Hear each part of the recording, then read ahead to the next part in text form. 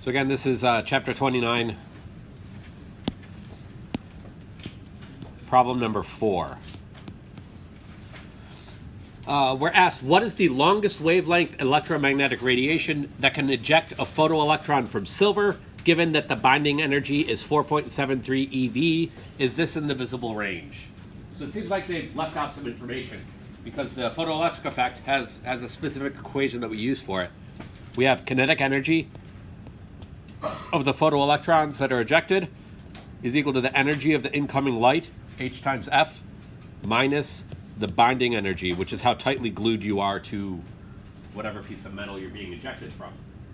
And when they ask, what is the longest wavelength electromagnetic radiation that can eject a photoelectron, that means they want to know what's the weakest energy that you can shoot at this to get an electron to actually eject. Okay? By it being the weakest energy, that's meaning you're going to find the limit. You're going to find when it doesn't eject, and then anything that has a wavelength that's less than that will actually eject. Okay? So that means that you're finding the case where there actually is no kinetic energy. So when it asks you for the maximum wavelength, that means you're saying that the kinetic energy is 0 if finding the maximum wavelength for ejection.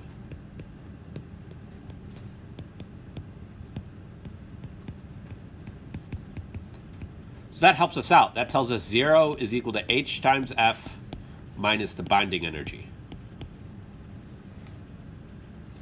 So then we also know H times F is equal to that binding energy. So I just did algebra to move the binding energy over to the other side. Let's add binding energy. H times F equals the binding energy. And I'm looking for wavelength. I don't have wavelength in here. How can I get wavelength in here? Do we see any way to get wavelength into here?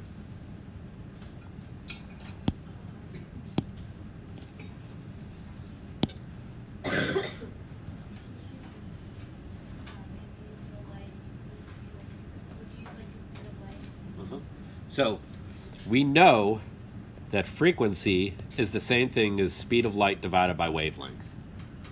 So I can do H times C divided by lambda equals my binding energy.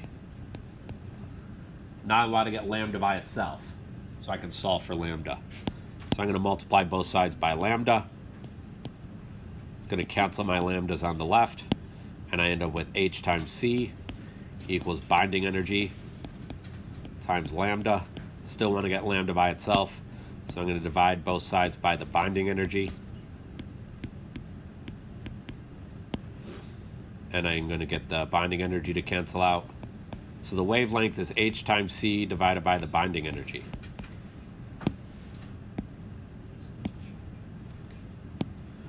So now we can plug and chug some numbers in.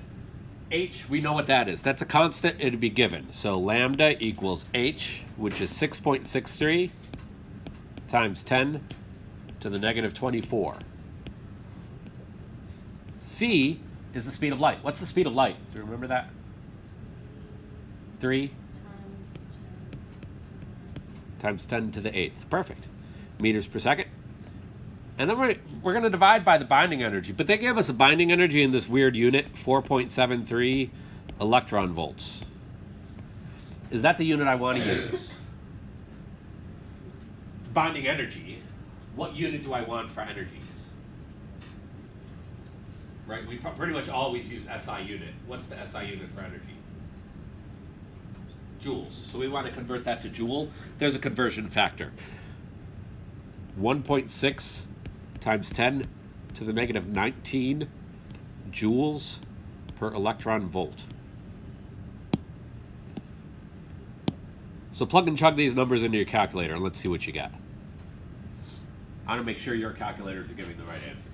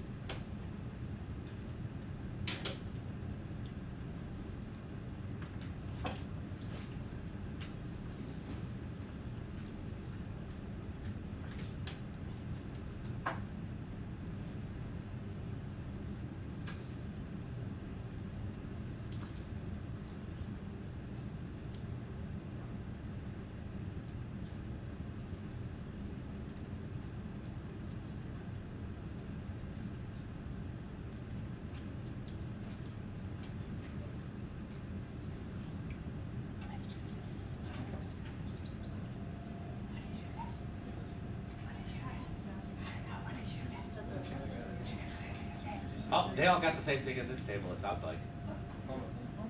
Almost. It's okay. 2006.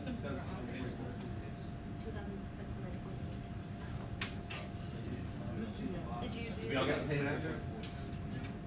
We all got the same answer? I did. I messed up. Uh-oh. How about our last table? You got the same answers? No. Okay, what should we have gotten? What did this table get? 2006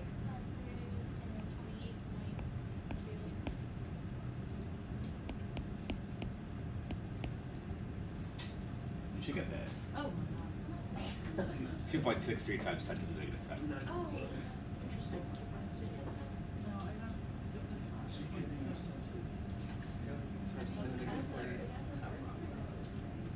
Good, actually. Really fun. Wait, you got all got that 2006. My only weird ones. There are no weird ones. You just got the exponent.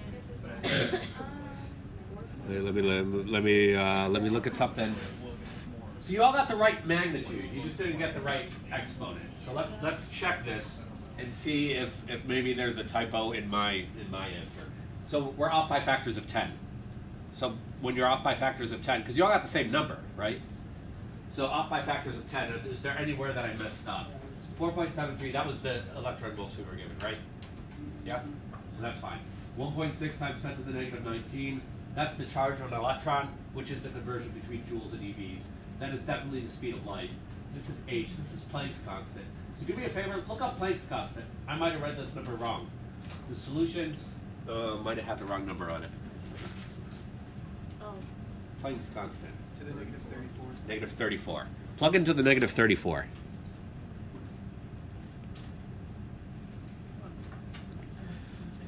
This is why I should cancel class on Mucinex. I read it. So now we got 2.63 times 10 to the negative 7 meters.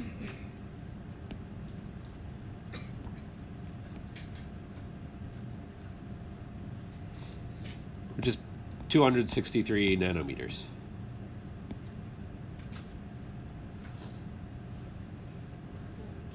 So make sure we're getting that. Never trust my answers.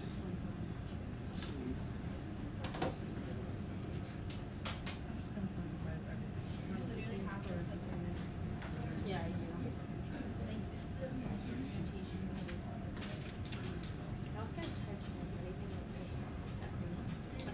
I never Yeah.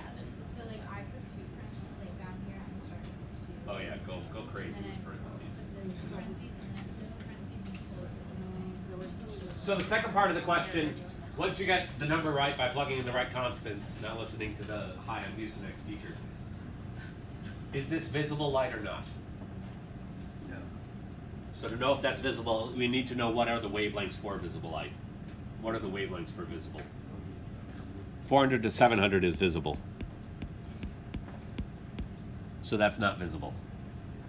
What wavelength range would that be in? So what color is 400 nanometers? Smallest wavelength.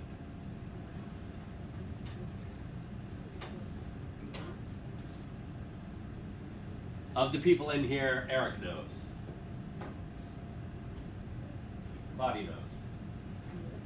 My pants know. And my shoelaces. So blue is low wavelength.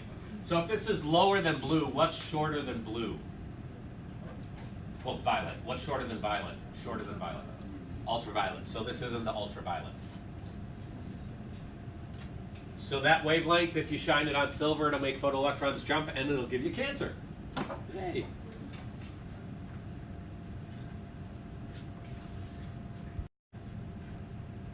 So the reason we put 0 in, they ask for the maximum wavelength that will make electrons jump. Well, by asking for the maximum wavelength, that's kind of code for asking for the smallest energy that will result in a jump. So when you want the smallest energy that will result in a jump, you can find where there won't be any jumps, and then anything that has a wavelength smaller than that, there will be a jump. So anything smaller than 263 will result in a jump. It's all about making the photoelectron energy, which is the kinetic energy, larger than the binding energy. Okay. Any other questions? So I did hear that being discussed while you were taking the quiz. What was the photoelectric energy and that kind of thing?